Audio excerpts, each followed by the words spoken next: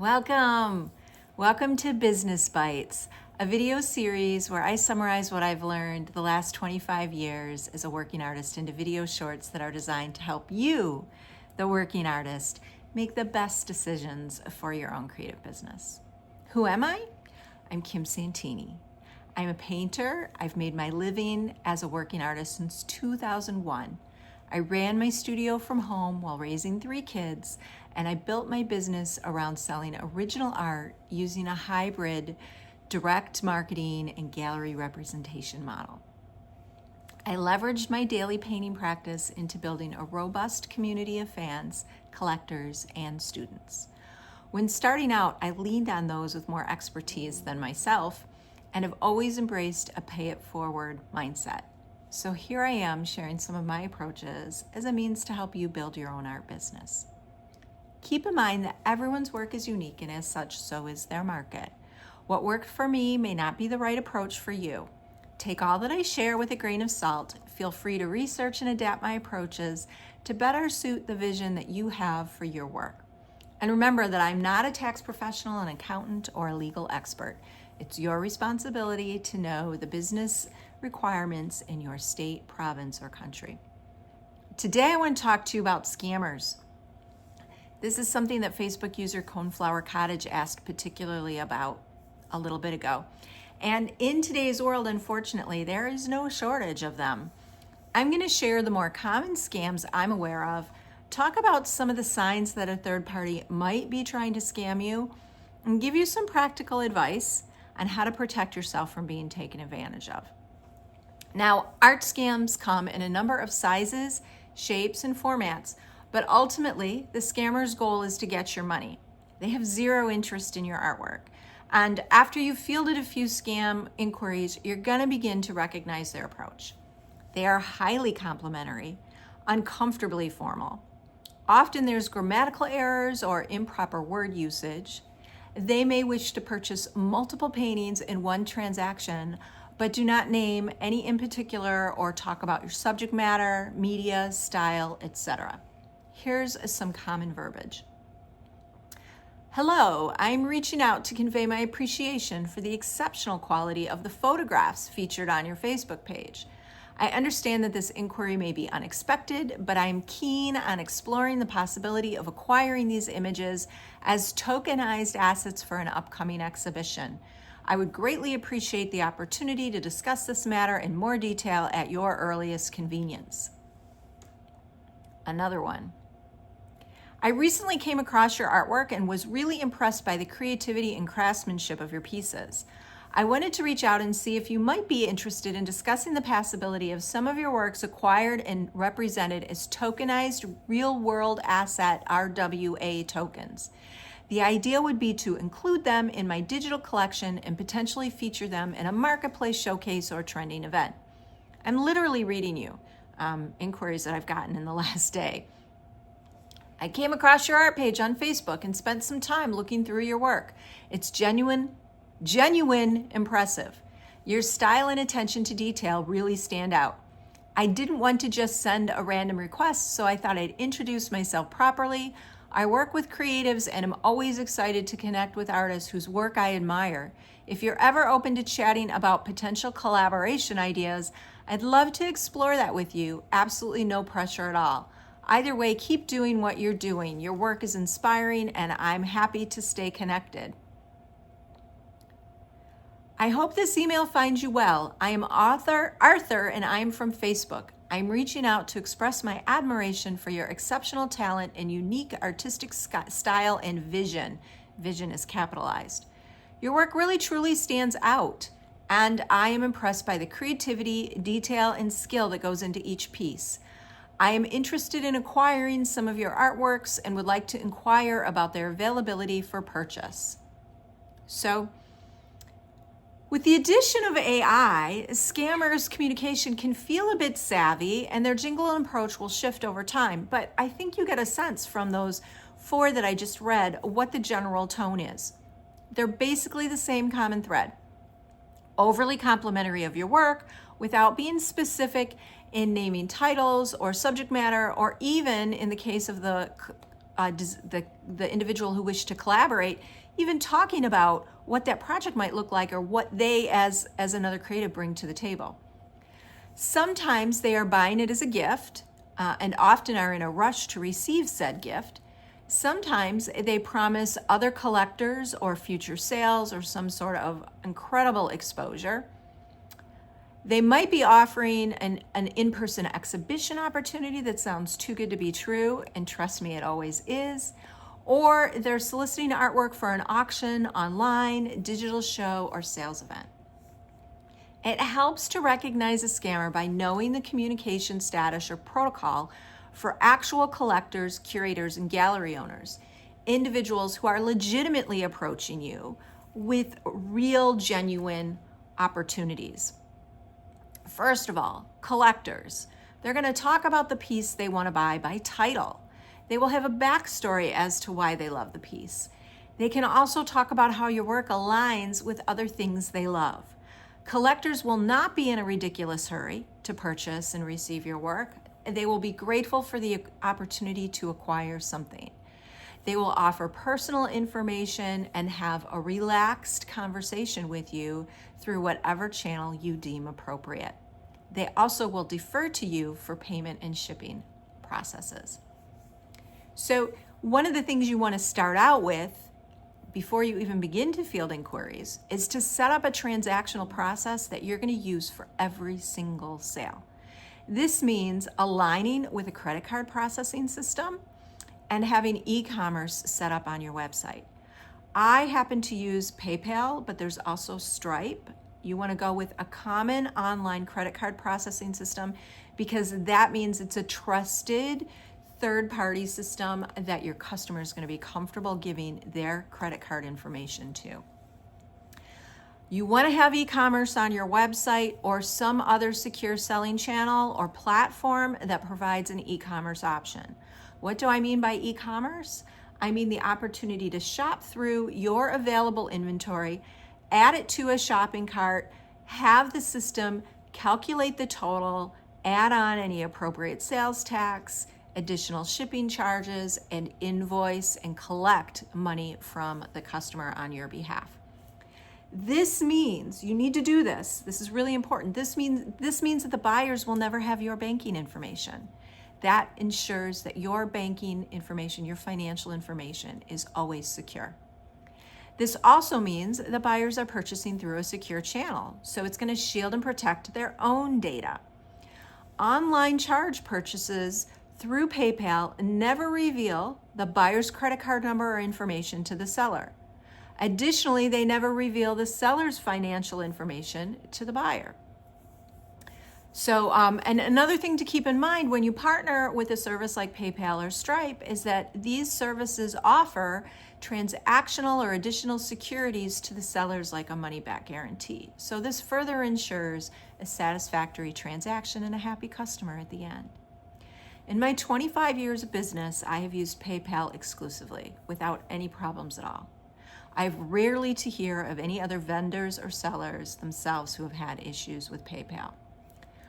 Just like with anything you do online, change your password regularly. And never share your information other than your PayPal Me link with anyone. This compromises your account. If you're in doubt as to whether or not it is safe to use a third-party transactional service for credit card sales online, consult with your own bank, and they will be happy to provide best practice information because they want to set you up for success as well. For that matter, you're going to go talk to your bank as well and get their advice on how to accept money orders, cashier's checks, and personal checks. It's so easy for a scammer to send a forged paper document, and some of these take a considerable amount of time to clear, which means that you may have already released your product, shipped, or expended some of your own money on closing that transaction without actually receiving payment. Payments must go through your preferred and established process. No exceptions ever. You want a system that's going to protect your information while assuring their collector their info is safe, and You're going to want to make sure that you use this every single time so that you have consistent reporting and tracking information for tax purposes. Keep in mind that any sort of credit card processing system is going to come with a fee. Even if you are, or think about, you may not be aware that when you go into a retail establishment and use your credit card, meaning if you walk into a brick and mortar restaurant or some sort of retail shop and you use your credit card and they run it on one of those little machines, they're paying a processing fee for that. It's invisible to the consumer. Often we're not unaware of it. So don't get upset when you're looking at these third-party online services that offer a processing fee and feel like they're taking advantage of you. This is a standard thing in the industry. You're going to pay a financial service for collecting or closing that transaction and delivering your money in a secure manner. So I mentioned that little cube that is often used inside brick and mortar establishments. You could also use your smartphone as the processing device. You want to make sure that when you receive funds through a transactional service, such as PayPal or Stripe, that you transfer them directly to your bank account.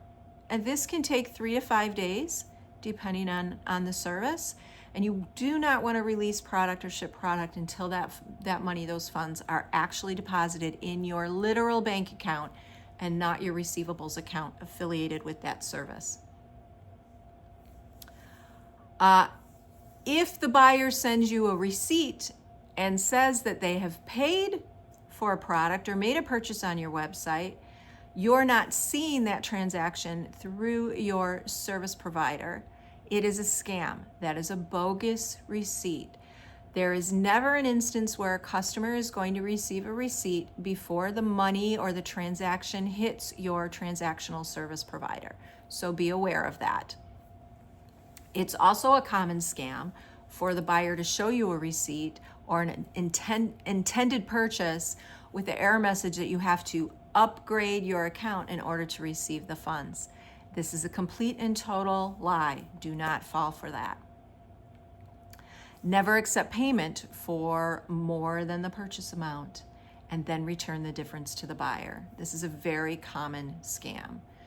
Never take your sales transaction to another platform other than your preferred setup. This is also a scam, and often buyers are going to pretend to be rushed or hurried and pressure you into changing your processes in order to accommodate them and close a sale. No, do not fall prey to that approach. Never give out your PayPal login. Never give out your banking information unless, with the one exception, that you are doing a wire transfer, and I'm going to talk about that next. Users can access payment via your e-commerce setup, whether that is through your website, direct invoicing, or another service that you use regularly. No matter the circumstances, do not change your means of closing a sale. Many scammers will claim they don't trust a website or they don't trust PayPal because they themselves have been ripped off. Don't fall for it, okay? PayPal and Stripe are very secure formats, and if the buyer is not willing to use your channels for purchasing, they are scammers. Avoid any buyers who insist on using their own shipper. This is a very common scam. It also involves overpayment, and you're paying the shipper on the third party's behalf. Cryptocurrency sales are also a scam. I have never encountered one that was not. It's quite possible they are the rare ones out there, or perhaps in the past they were valid, but given today's current market, they absolutely are not. Now let's talk about wire transfers. Wire transfers are totally different, and they also come with greater risk. So due to the nature of a wire transfer where the buyer is sending you funds directly from their bank account and directly into your financial institution, you have to share routing and account numbers with the payee, with your buyer. So to better protect yourself, you're going to want to set up a receivables account. The receivables account is a legit bank account with your financial or your local banking institution. And this is an account you're only going to use for wire transfers. This is the account, the only account that you're going to give out routing, tracking, and other associated numbers for. And the second the wire transfer hits this receivables account, you're going to transfer it into one of your other accounts that you use for managing your money. Keep in mind that this receivables account carries additional risk with it, and that the other parties you've shared the access numbers with, they're going to have those numbers on hand. So depending on their own data security situation, those numbers could still be out there in the world. So you really want to keep the bare minimum in funds inside your receivables account and only use it for wire transfers. Furthermore, any sort of inquiries that come into you, like on a social media platform such as Facebook, and the third party is saying, hey, let's take this conversation to WhatsApp, let's take this conversation to this other platform, that is a scam. A legit collector doesn't care what platform they're communicating with you on. They just want to purchase your work. A scammer wants to steer you away from a platform that is going to track or have any sort of record of the conversation, because they don't want proof that they're trying to rip you off. They don't want a paper trail there. Okay, so I think I've kind of covered the background of what a true collector conversation or initiation is going to look like, initial conversation is going to look like. Let's talk about curators. Curators are individuals who go out and look at work, research work, and then collect it. They curate it. They build collections of different people's works based on a certain aesthetic or end goal. When curators approach you, they're going to be familiar about your work. They're going to be able to talk about the theme of the show or the event that they're working on and what your work actually adds to that. They're going to be able to talk about what your presence, your participation is going to bring to the event. They're not going to speak in generalized terms. A reputable, curated exhibition is going to be invitational, not fee-based. A curator is not going to approach you, spill all the beans on this incredible exhibition opportunity, and then say that you need to pay $300 to be considered a part of the pool of candidates. That is a scam. Reputable exhibitions are invitational, and while there may be some side fees like shipping your artwork or preparing your artwork, there should not be a pay-to-play sort of fee. Some events, some legitimate events, will offer subsidized shipping costs. The artist should really truly only be responsible for making, delivery, and possibly return shipment of unsold work. These opportunities will also come with a contract that outlines all the parties' responsibilities.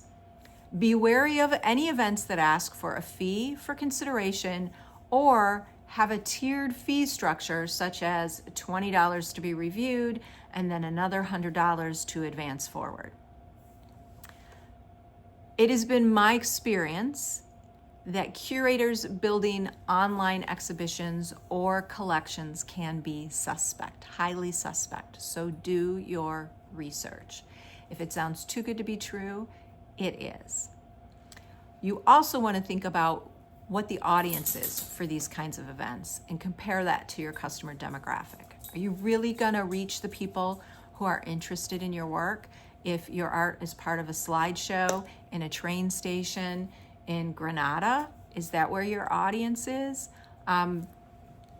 If your work is being published in a book that is going to be distributed in a small gallery-centric community overseas where you have zero collectors, is that really going to benefit your work?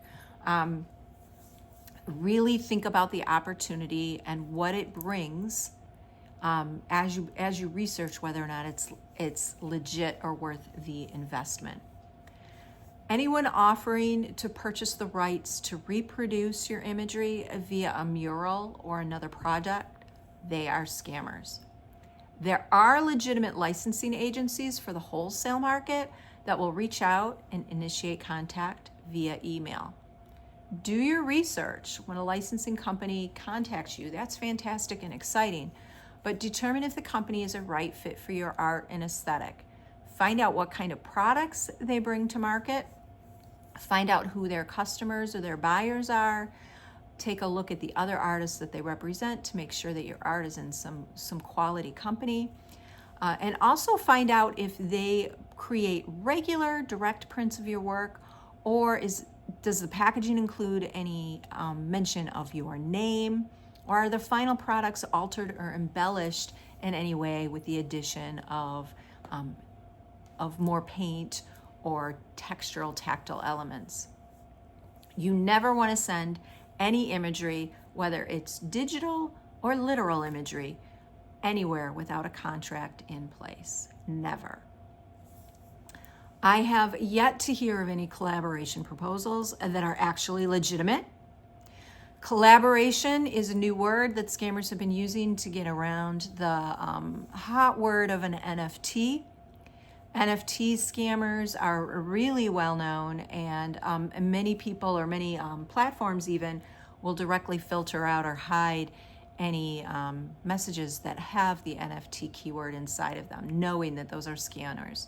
So collaboration is just kind of the new hot word for NFT. Any approaches that mention NFTs are scams. Several years ago, artists could enter the NFT market on their own and potentially make money. But in today's world, if a third party is approaching and offering you an opportunity to sell your work digitally as NFT or some other sort of token, it is a scam. How does this work? Well, the sellers recruit you to pay an onboarding or conversion fee that readies or prepares your work to be sold on the market. This fee could be thousands of dollars per image. And of course, they are promising you 20, 30,000 Ethereum in exchange for your investment. And when you do the math, it may sound like it's legitimate. And they will also say that they have hundreds of collectors who are eagerly waiting for your work. It's a lie. Don't fall for it. They're going to take your money, your onboarding fees, and they're going to disappear. And your work is never going to end up on these platforms, and you're not going to get any sort of crypto sales. So don't fall for it. There's these things called vanity galleries, and I've seen them also lately in the exhibition and art fair world, where they recruit artists directly. And they ask them to pay a fee to help subsidize the cost of the event in some way. Now, this may be really tempting because perhaps a space has a juicy New York City address and you really want that on your resume, or this art fair claims to be affiliated with Art Basel and you're super excited about about being affiliated with that sort of a reputation. But really, these events are called pay to play, and they're not as they are presented. The organizers or space make the bulk of their money off of the artist fees up front. They have no incentive to sell the work you send. Their address may be a mailing address and not the physical address of the space. They may not actually be part of Art Basel, but in a fair, in a remote neighborhood in the same area or same city. Additionally, these spaces have no curation or quality control of the company that your work's going to be in. Their goal is to sell as many seats, as many spaces to as many artists as possible, and they don't care about the work. So really, it is an enter at your own risk kind of thing. If you really want that on your resume and you're willing to pay their fee, then go for it, but don't expect much in return. How can you research these things? Well, a Google search of the gallery name or the curator can reveal and provide additional information for you. You can also lean into your own network of artist-centric groups and chime in or ask their opinion on whether or not a space is legit. Here's my theory on these pay-to-play opportunities. I carry enough of the cost. I create the work, I finish it, I wrap it, I ship it, I even do the marketing of it. I don't want to pay an upfront fee. This further reduces my profit. So these are not valid opportunities for me. I also want you to be aware of what's called a phishing account.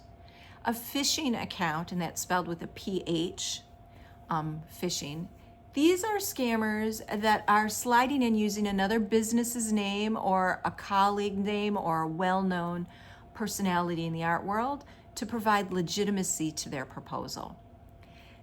They're actually third-party people that are not affiliated in any way with this business, but they act as if they are. That's hence the phishing phrase.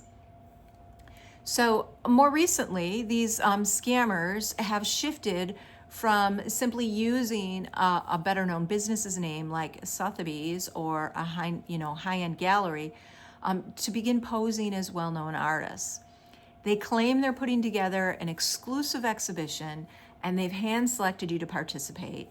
It's got this tremendous large cash prize. I got an opportunity or an offer to participate in a show that had a $1 million first place prize, along with all sorts of other lucrative opportunities. And, they sound legit. They want to know, they want your artist statement, they want your bio, they're asking you to send them 3 to 5 images of what you have available. They're asking for personal address and all sorts of other things. It feels real. It feels real, but trust me, it's not. There actually was someone pretending to be me, sending out hundreds of these inquiries to other artists. And the savvier ones Googled my name, went to my website, and sent me a direct message from my website asking if this was a legitimate opportunity. And I actually collected all of those inquiries and reports and prepared them for a police report of identity theft. So as juicy and wonderful as these sound, they're really not true. Do your homework. A good way to double check the legitimacy of a business inquiry or an individual, well-known individual who is sending you an inquiry via email is to examine the email address itself. In an email address, there's the user's name, followed by the @ symbol, and then what's called the domain name. Most established gallery or professional spaces will have their own domain name as opposed to a publicly available one like Gmail or Hotmail. For example, if you get an inquiry from Sotheby's and it comes from sotheby's@gmail.com, guarantee that is a scam.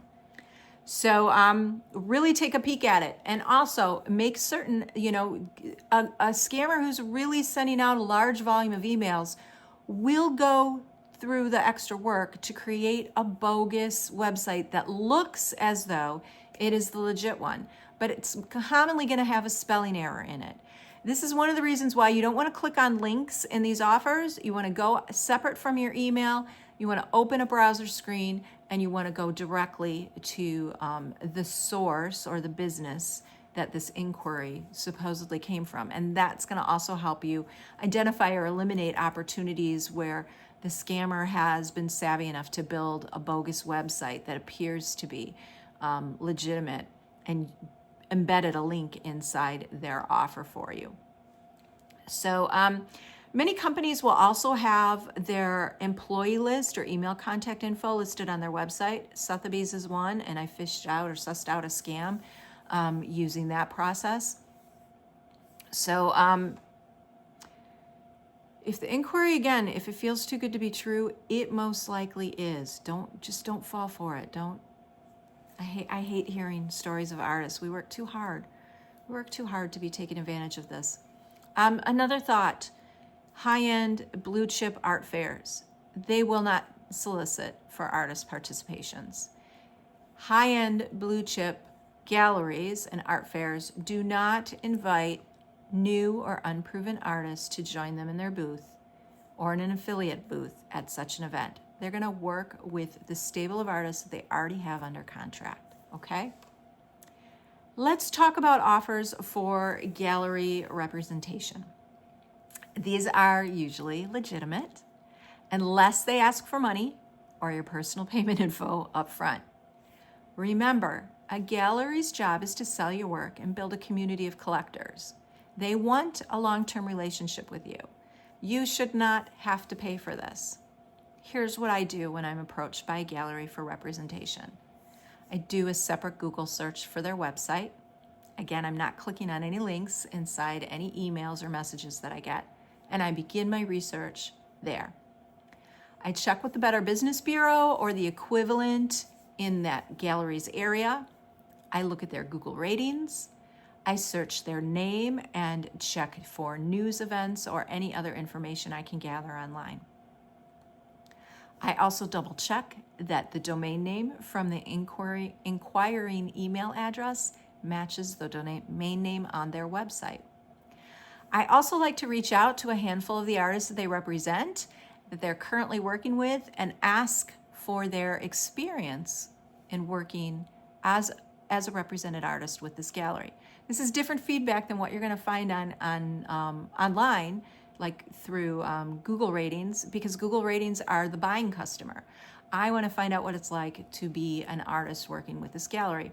Now, keep in mind that these artists that are represented are under contract, and therefore they may be limited in what they're able to speak about openly, but they absolutely can tell you how responsive the gallery is, whether or not they pay on time, and any sort of other important details like you would be better off to telephone them and leave a message during off hours than to send an email or that kind of thing. And remember, while it may be very exciting to work with a space, don't let the possibility cloud your judgment. Remember to examine all the details before signing any contracts. And again, I want to hammer in that you want this to be a long-term relationship. You're committing to a long-term relationship. And should anything go south, you want to make certain that you have clear expectations in writing in that contract as to who's responsible for what. So no surprises. There is probably way more likely additional approaches for scams, particularly given how insidious scammers are and the additional use of AI and all sorts of automated processes in sending out scads of inquiries in a small period of time. How can we possibly shut them all down? Well, if you immediately recognize their approach or behavior, particularly on social media, do not engage.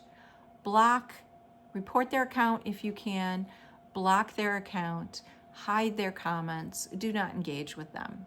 That further encourages or triggers things inside the algorithm, as well as instigates additional responses from this particular scammer, as well as any other profiles or accounts that they may have built.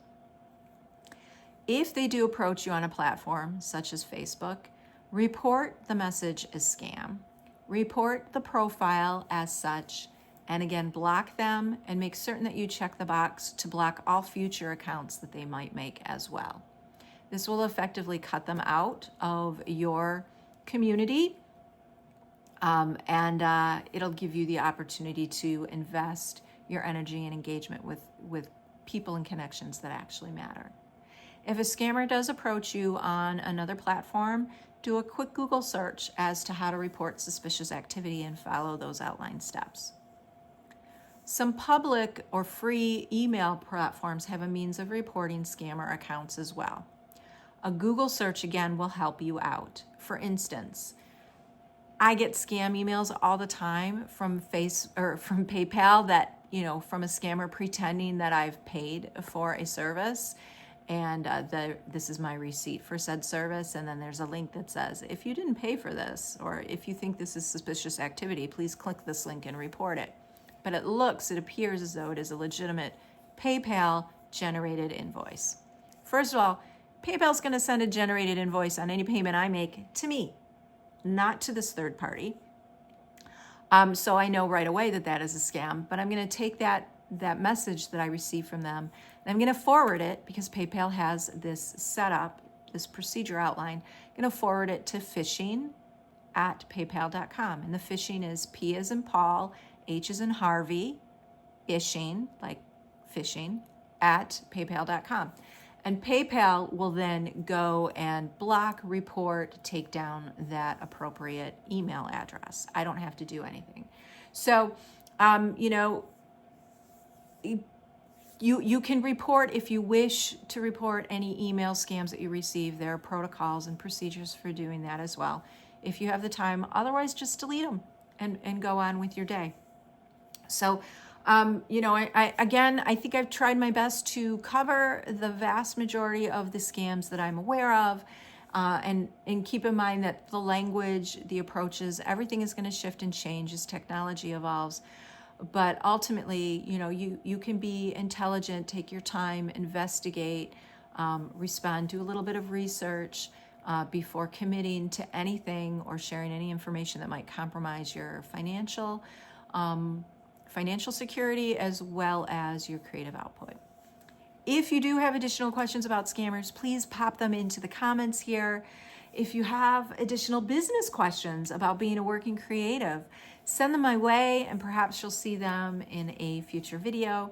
If you really like this content, please check out the other Business Bite episodes I have. I have one on getting started. There's 3 of them out right now. So the series is still just getting some momentum, but I'm super excited about bringing this footage to you, and eager to continue delivering content that you feel is valuable and helpful as you steer your own creative venture forward. So share this content if you love it, and please provide feedback. And I will be back with another Business Bite in a couple of weeks. Thanks so much for being here, and I wish you all the best with your creative ventures. Bye.